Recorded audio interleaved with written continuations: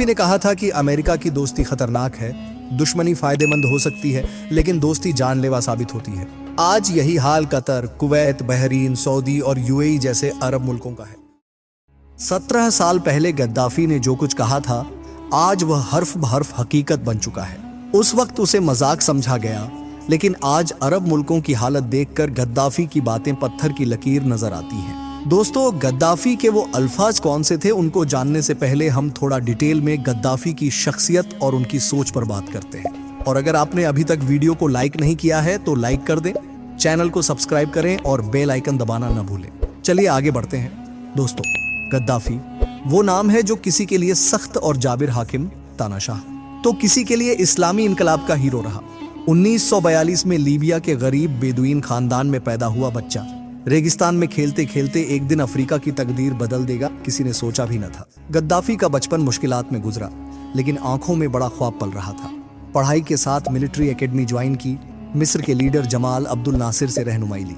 सिर्फ 27 साल की उम्र में गद्दाफी ने बिना खून खराबे के लीबिया के बादशाह इदरिस को तख्त से उतार दिया और एक नारा बुलंद किया, अरबों की इत्तेहाद, मुसलमानों की आज़ादी। दोस्तों, गद्दाफी सिर्फ हुक्मरानी नहीं चाहता था, वो समाज को बदलना चाहता था। शराब, जुआ और फिजूल खर्ची पर रोक, इस्लामी सोशलिज्म का नजरिया, ग्रीन बुक और मुल्क के सारे तेल गैस के जराए आम लीबियाई अवाम के नाम। गद्दाफी दुनिया में मुस्लिम उम्माह की सबसे बड़ी आवाजों में से एक थे। उन्होंने बार बार पूरे मुसलमानों को एकजुट होने और अरब इस्लामी एकता की दावत दी।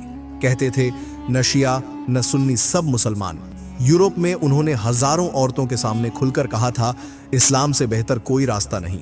ऐसे बेबाक जज्बात शायद ही किसी हाकिम में नजर आए हों। लेकिन कहानी यहीं खत्म नहीं होती।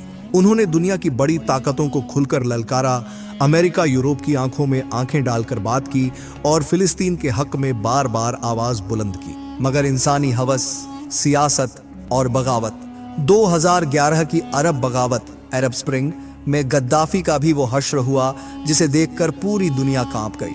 गद्दाफी को उसी के शहर सिरते में दर्दनाक मौत दी गई, लेकिन उनका नाम आज भी मुस्लिम इत्तेहाद और इनकलाब की पहचान है। दोस्तों, अब आते हैं अपने असली टॉपिक पर, गद्दाफी की पेशगोई और आज का अरब आलम। आज अगर अरब आलम की हालत और उनकी सियासत का जायजा लें तो बार बार एक नाम सामने आता है, मुअम्मर गद्दाफी। एक ऐसा शख्स जिसने दुनिया के सामने एक पेशगोई रखी थी जिस पर अरब लीडर्स हंस रहे थे। आज अगर अरब आलम की हालत और उनकी सियासत का जायजा लें तो बार बार एक नाम सामने आता है, मुअम्मर गद्दाफी।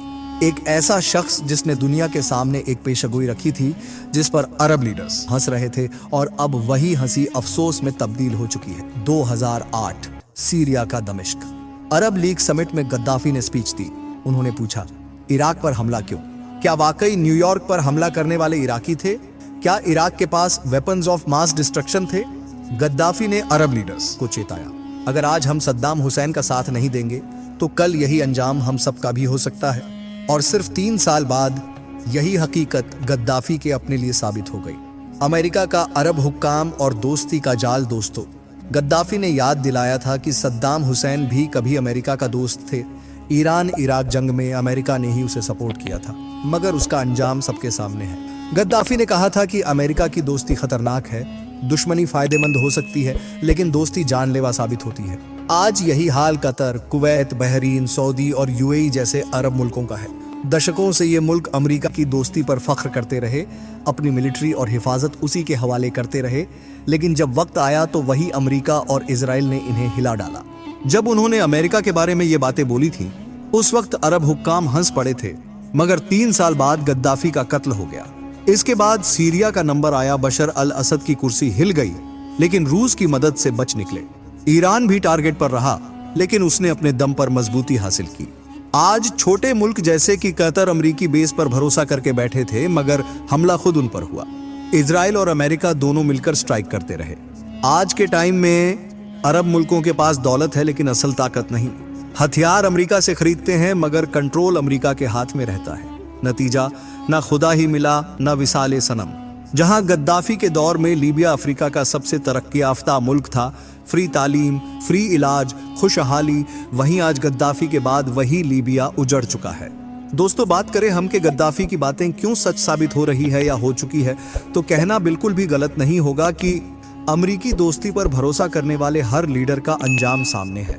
हर अरब हाकिम जिसने अमेरिका का सहारा लिया, आखिरकार या तो खुद मारा गया या उसका निजाम तबाह हो गया।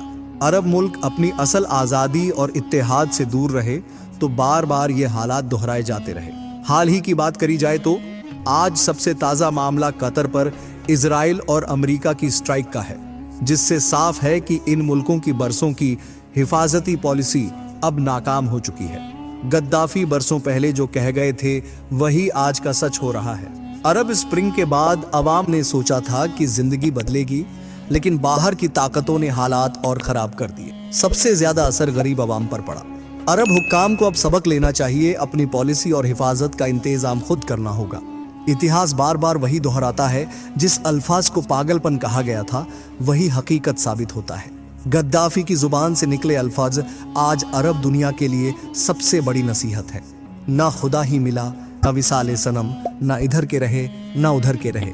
अगर वीडियो से आपको जानकारी मिली हो तो लाइक और शेयर करें और चैनल को सब्सक्राइब करना न भूलें, ताकि ऐसी अनसुनी और सच्ची बातें आप तक पहुंचती रहें। अल्लाह हाफिज दोस्तों।